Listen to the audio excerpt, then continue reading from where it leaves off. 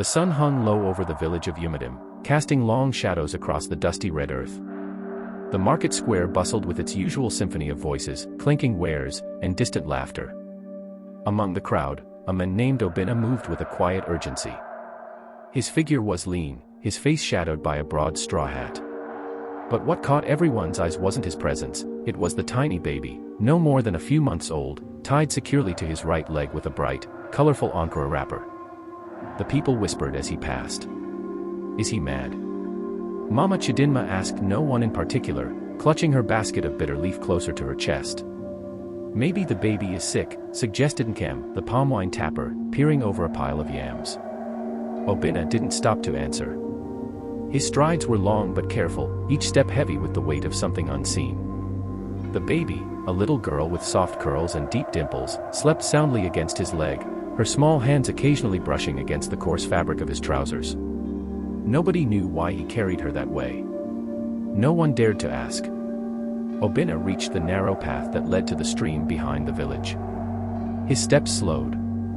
The rustle of leaves and the croaking of frogs filled the air. He paused under an ancient Udala tree, its thick roots snaking into the ground like giant, wrinkled fingers. He knelt slowly, adjusting the wrapper to make sure the child remained snug and safe. He closed his eyes.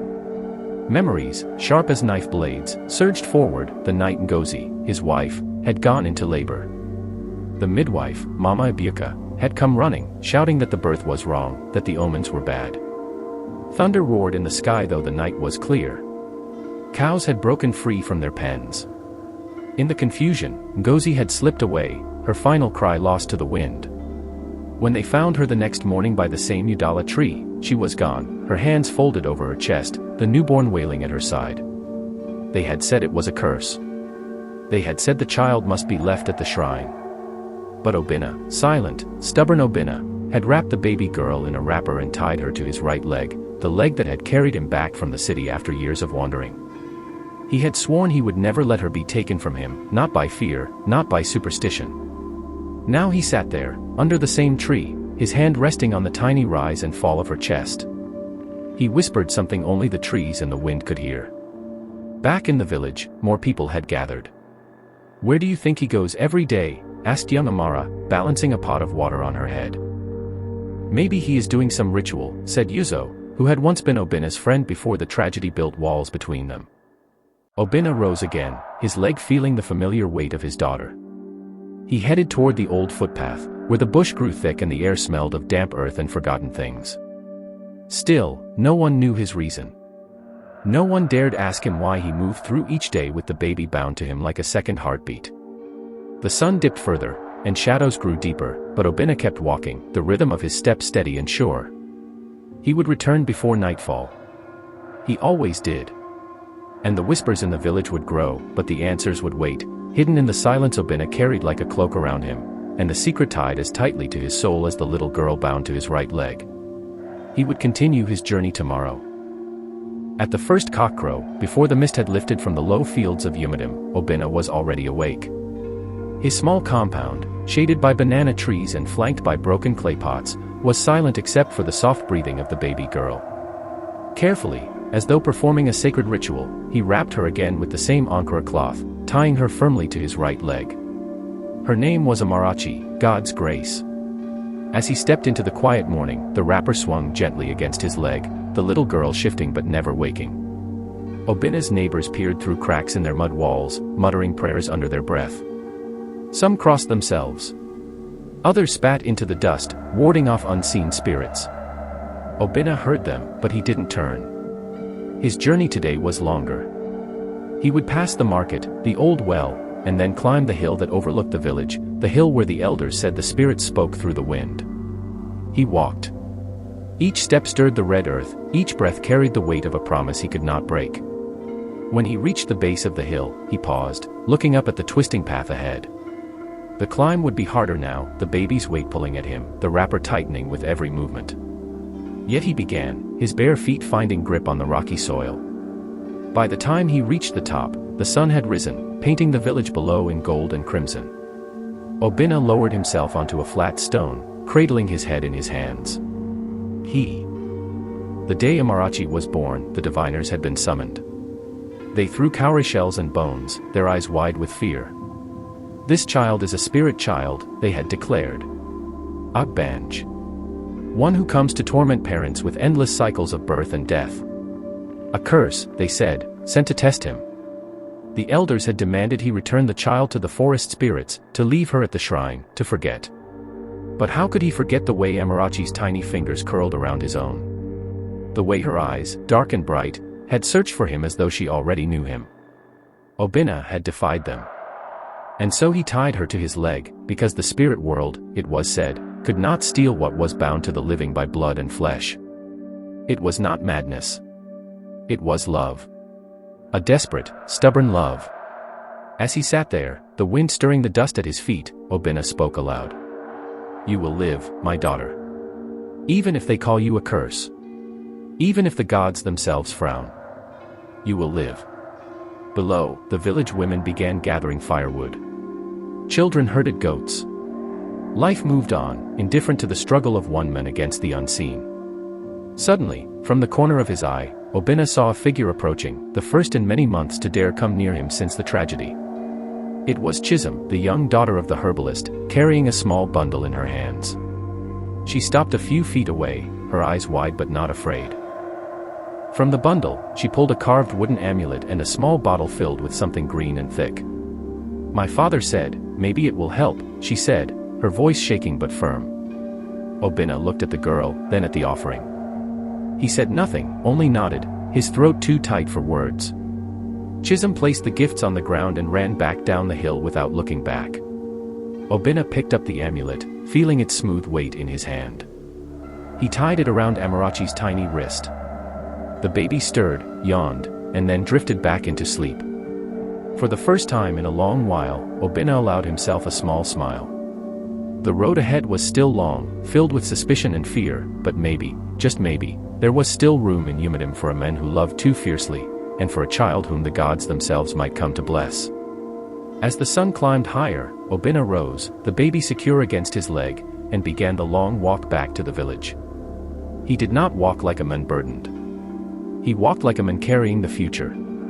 And this was only the beginning. By the time Obinna descended the hill, the market had come alive again. Women with babies strapped to their backs bargained loudly over piles of tomatoes and okra. Hunters returned from the forest, their prizes swinging from rough ropes. Obinna moved through it all like a shadow. Some villagers stepped aside to let him pass, their faces tight with fear or pity. Others muttered prayers under their breath. But a few, emboldened by Chisholm's small act of kindness, simply watched. At the corner near the old palm wine shed, Obinna stopped. Yuzo, who once called him brother, stood leaning against a broken fence, arms crossed. "You still carry her like that?" Yuzo said, his voice low but steady. Obinna tightened the wrapper around his leg and met his gaze. "She is my daughter." Yuzo's eyes flickered, shame, regret, maybe even admiration, but he said nothing more. Obinna continued on, reaching his small compound. The earth inside the compound was cracked and dry, the once flourishing yam mounds now little more than dusty ridges. Life had not been easy since he had refused the elders. Work was hard to come by. Friends had turned to strangers. Even the church had stopped visiting. But Obinna had Amarachi. Inside the hut, he laid her gently on a raffia mat, untying the wrapper and smoothing the sweat from her tiny forehead. She stirred, blinked up at him, and cooed, a sound so pure it squeezed his heart. He whispered to her, his voice rough, "I will build the world for you, little one. Stone by stone, even if it breaks me." As he spoke, a shadow fell across the doorway. Obinna turned sharply, his hand instinctively moving to shield Amarachi. It was Papa Ejike, the oldest man in Umadim, leaning heavily on his walking stick. His beard was white like cotton wool, his wrapper clean but old. "You think you alone know love," the old man rasped, stepping forward with difficulty. "You think the village has no heart?" Obinna stood, uncertain, wary. Papa Ejike lowered himself slowly onto a low stool without invitation. He looked at Amarachi for a long, silent moment, then sighed. "When I was a boy," he began, voice cracking like dry leaves, "there was another child like her. Born under the wrong star. They said she would bring misfortune. They cast her out. But the year she was gone, famine came. Sickness came. Death walked through our streets like a king. Obinna said nothing. His heart pounded in his ears. Papa Ajay continued, "It was not until we brought her back, begged her spirit to forgive us, that the rain returned, that the yams grew fat again." He fixed Obinna with a sharp gaze, his eyes as clear as river stones. "Your daughter is not a curse, Obinna. She is a test. For you. For us. The gods do not send blessings wrapped only in silk. Sometimes they come wrapped in sorrow, in hardship." Obinna sank onto the floor, his legs trembling. He had carried so much alone, locked the pain so tightly in his chest. Now, a crack had formed, and through it, something warm and dangerous began to leak: hope. Papa Ajay pushed himself up with great effort. "Tomorrow," the old man said, tapping his stick on the ground, "bring her to the square. Let the village see her face. Let them see that life is stronger than fear." He turned and shuffled away without waiting for a reply. That night, Obinna hardly slept. He sat by the door of his hut, a marachi cradled against his chest, listening to the sounds of the night, the chirp of crickets, the distant bark of a dog, the sigh of the wind through dry grass. He wondered what tomorrow would bring. When the first light cracked over Yumadim, and the roosters crowed their stubborn songs, Obinna stood up. He wrapped a marachi carefully, not to his leg this time, but against his chest, heart to heart. The wrapper was the same one Gozi had sewn herself before she died, the colors faded but still bright, red like fire, blue like river water, yellow like the sun. With slow, deliberate steps, he walked toward the village square. And behind him, unseen but surely there, the spirits of old, his wife, the lost children, the ancestors, walked with him. The story was not over. It was only just beginning. The morning air was sharp with the smell of wood smoke and earth as Obinna walked into the village square. His heart beat in his ears, loud and urgent, but he kept his face calm. The square was already filling. Word had spread like harmattan fire through dry grass: Obinna was bringing the child. The villagers lined the edges, women with babies on their hips, old men with walking sticks, children clinging to their mothers' wrappers. Even the elders, robed in white and red, sat under the shade of the great irako tree, waiting. For a moment, as Obinna stepped into the center, all sound seemed to drain away. Only the soft chirping of morning birds filled the silence. He untied the wrapper slowly. The baby stirred, blinking against the bright light. She yawned and then, with a suddenness that startled even Obinna, she laughed, a small, bubbling laugh like the gurgle of a fresh stream. A few women gasped. Someone near the back whispered, "She laughs like the river spirits." Obinna raised a marachi high, letting the village see her face clearly. "This is my daughter," he said, his voice steady, carrying to every ear in the square. "She is not Ogbanj. She is not a curse. She is the gift my Ngozi left me. She is flesh and blood, like you, like me. You will not take her from me." For a long, aching moment, no one moved. The elders murmured among themselves, their heads bent close. A baby somewhere began to cry, and was quickly soothed.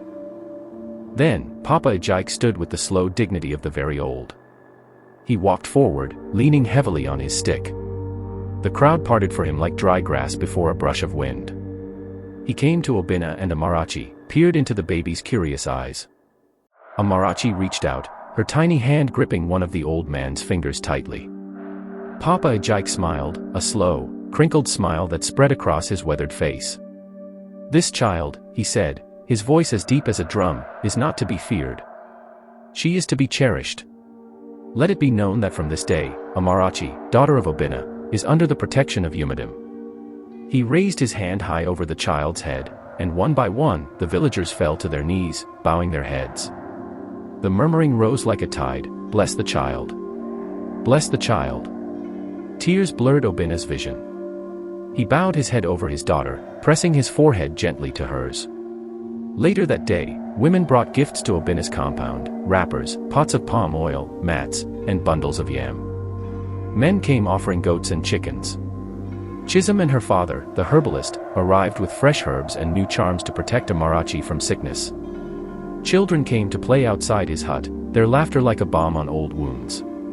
As night fell, the sky ablaze with stars, Obina sat outside his hut with Amarachi sleeping soundly in his arms.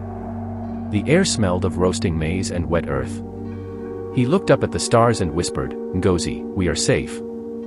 And somewhere, in the rustling of the trees and the soft song of the night birds, he thought he heard a voice, warm, familiar, and full of peace, whisper back, "You have done well, my love." Thus, in the village of Umidim, where fear once ruled, love had built a home.